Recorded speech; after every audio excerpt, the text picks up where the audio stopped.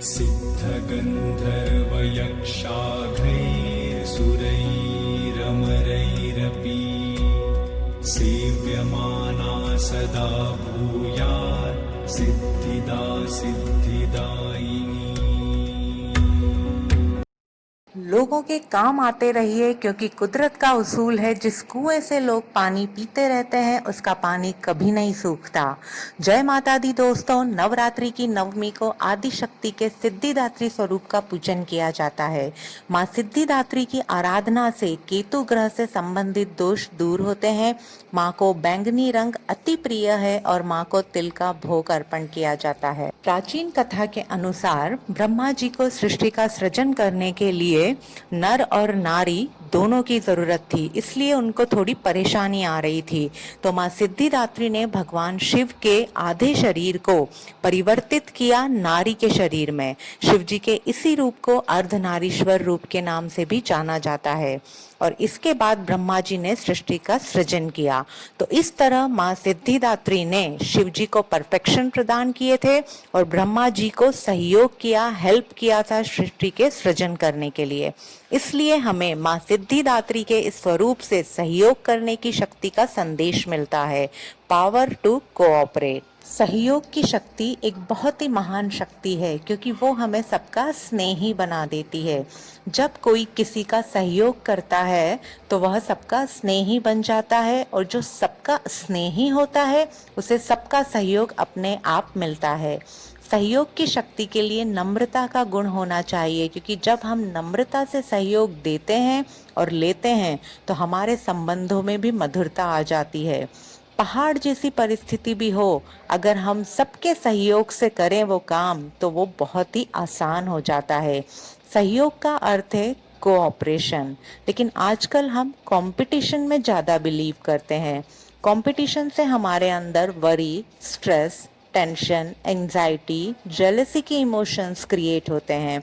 जबकि किसी का सहयोग जब हम करते हैं तो हमारे अंदर प्रेम, सुख, शांति, खुशी और सबके लिए शुभ भावना इमर्ज होती है। इसलिए कंपटीशन को कोऑपरेशन से रिप्लेस करना चाहिए। साइकोलॉजी में एक वर्ड है हेल्पर्स हाई, जिसका मतलब है जब भी हम किसी की हेल्प करते हैं तो हमारे अंदर बहुत अच्छी फीलिंग्स आती है। ब्रेन में बहुत अच्छे केमिकल रिलीज होते हैं जो हमें खुशी की अनुभूति कराते हैं। सहयोग लेना और देना दोनों ही बहुत ज़रूरी है, और ऐसा हम तब कर पाएंगे जब हमारे अंदर प्रेम और समझदारी होगी। सहयोग की शक्ति से नफरत और जेलसी जैसी बुराइयों को हम फिनिश कर सकते हैं। इसे एक स्टोरी से समझते हैं। एक बार भगवान इंद्र ने दावत रखी, उसमें देवता और असुरों दोनों को निमंत्रण दिया।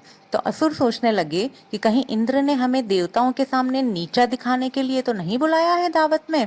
तो असुर ने इंद्र के पास जाकर कहा कि देखो, आज हम देवताओं के बाद भोजन पर नहीं बैठेंगे, आज हम पहले बैठेंगे और देवता बाद में भोजन करेंगे। तो इंद्र ने कहा कि ठीक है, कोई परेशानी नहीं है, आप लोग पहले शुरू करिए, लेकिन एक शर्त होगी, इस दावत में सबके हाथ में एक लकड़ी बांधकर हाथ को सीधा रखेंगे, हाथ को फोल्ड नहीं कर सकते आप, और हाथ को सीधा रखते हुए ही आपको भोजन करना है। असुरों ने सोचा, अब ये इंद्र की कौन सी नई चाल है। अब सबके हाथ बांध दिए गए और 56 प्रकार के भोग रखे हुए थे। अब भोजन कैसे करें? असुरों की आपस में भी तो यूनिटी नहीं थी, तो इसलिए वो भोजन को उछाल उछाल कर मुंह में लेने लगे। सारा हॉल गंदा कर दिया, भोजन इधर उधर बिखरा हुआ था और भोजन ठीक से कर ही नहीं सके। तब उन्होंने इंद्र से कहा कि एक भोजन पर बुलाकर भी भोजन न करने देने की कैसी चाल है तुम्हारी, खेल खेला है तुमने हमारे साथ। बड़ा गुस्सा हुए सारे असुर इंद्र के ऊपर और कहा कि अब देखते हैं देवताओं के लिए भी यही शर्त है या ये शर्त सिर्फ हमारे लिए थी। तब इंद्र ने कहा कि नहीं, देवताओं के लिए भी यही शर्त है। अब सभी देवताओं के हाथ बांध दिए गए और सबको कहा कि भोजन करो। उनके लिए भी 56 प्रकार के भोजन रखे हुए थे। अब देवताओं को तो देवीय गुण था, आपस में स्नेह, सहयोग, समझदारी से चलने का। एक दूसरे के सामने बैठ गए, थाली नीचे रखी हुई थी और एक दूसरे को खिलाने लगे बड़े प्रेम से। तो जहां पर प्रेम और समझदारी है, वहां सहयोग देना और लेना नेचुरल हो जाता है। सभी देवताओं ने बिना गंदगी फैलाए अच्छी तरह से भोजन किया। इसलिए कहा जाता है सहयोग देना और लेना देवीय गुण है, सहयोग न देना न लेना ये आसुरी गुण है। लेकिन दूसरों को सहयोग देने से पहले हमें अपने आप को पावरफुल बनाना है, अपनी स्थिति ठीक करनी है इन अष्ट शक्तियों के द्वारा। खुद की रिस्पेक्ट करते हुए अपने मन की स्थिति को ठीक रखकर ही हम दूसरों को एडवाइस और अच्छी वाइब्रेशन दे सकते हैं। और ये एडवाइस प्रभावशाली भी तभी होगी जब हमने अपने इसे जीवन में अप्लाई किया है। वरना अगर हमें खुद खाने की प्रॉब्लम है और हम भंडारा करने जाएं तो क्या ये प्रैक्टिकल है? मतलब जो चीज हमारे ही पास नहीं है उसे हम दूसरों को कैसे दे सकते हैं? तो स्थिरता की शक्ति, पवित्रता की शक्ति, समाने की शक्ति, सहन शक्ति, शांति की शक्ति, जब ये सारी शक्तियां इमर्ज हो जाती है हमारे अंदर तो मन शांत रहने लगता है। जो इनर कन्वर्सेशन सारा दिन चलता रहता है वो सब साइलेंट होने लगता है। इंट्यूशन बढ़ जाती है, क्लैरिटी बढ़ जाती है, क्रिएटिविटी बढ़ जाती है, वाइब्रेशन हाई हो जाती है, तो हम में परखने की शक्ति आ जाती है। और जब परख लिया तो निर्णय करना आसान हो जाता है। और उसके बाद भी अगर कोई स्थिति ऐसी आती है जिसको टॉलरेट नहीं किया जा सकता तो सामना करने की पावर भी आ जाती है। जब हम इन सभी पावर्स को यूज करते हैं तो अनअवेयर हमारे अंदर एक और शक्ति आती है। हमारे अंदर का जो परिवर्तन है, हमारी एनर्जी जो एक अलग लेवल पर चली जाती है, हमारे थॉट्स प्योर हो जाते हैं, हमारा हर वर्ड बेनिफिशियल हो जाता है, हमारा हर कर्म दूसरे को सुख देता है। तो नेक्स्ट पावर जो आती है वो है सहयोग देने की शक्ति, power to cooperate with others. अभी तक की सारी पावर्स हमारे अपने लिए थी, लेकिन जब हम उनको यूज करते हैं तो उसका रिजल्ट ये आता है कि अब हम दूसरों को पावर देना शुरू कर सकते हैं।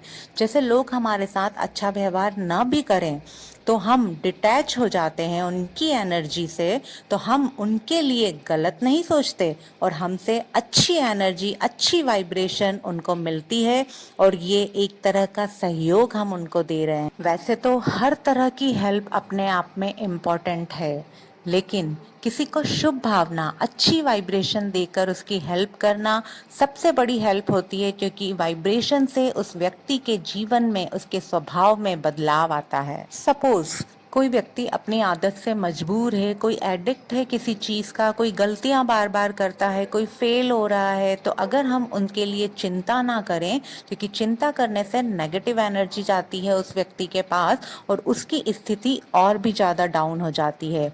इसके बजाय अगर हम उनको एक्सेप्ट करें एज इट इज, डिटैच होकर पॉजिटिव वाइब्रेशन उस व्यक्ति को दें, अपने मन की स्थिति को स्टेबल रखते हुए, तो उस व्यक्ति की स्थिति को भी हम बहुत हाई कर सकते हैं।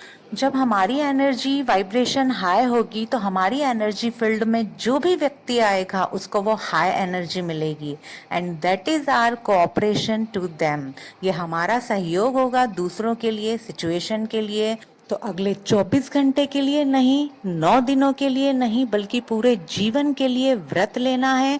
हमें हर किसी के श्रेष्ठ कार्य में सहयोग करना है, अपनी वाइब्रेशन को हाई रखकर। तो सबसे पहले हम अपने मन को, अपनी बॉडी को, लोगों को, सिचुएशन को, नेचर को, यूनिवर्स को रेडिएट करके सहयोग देंगे तो विजडम वाला जीवन जिएंगे।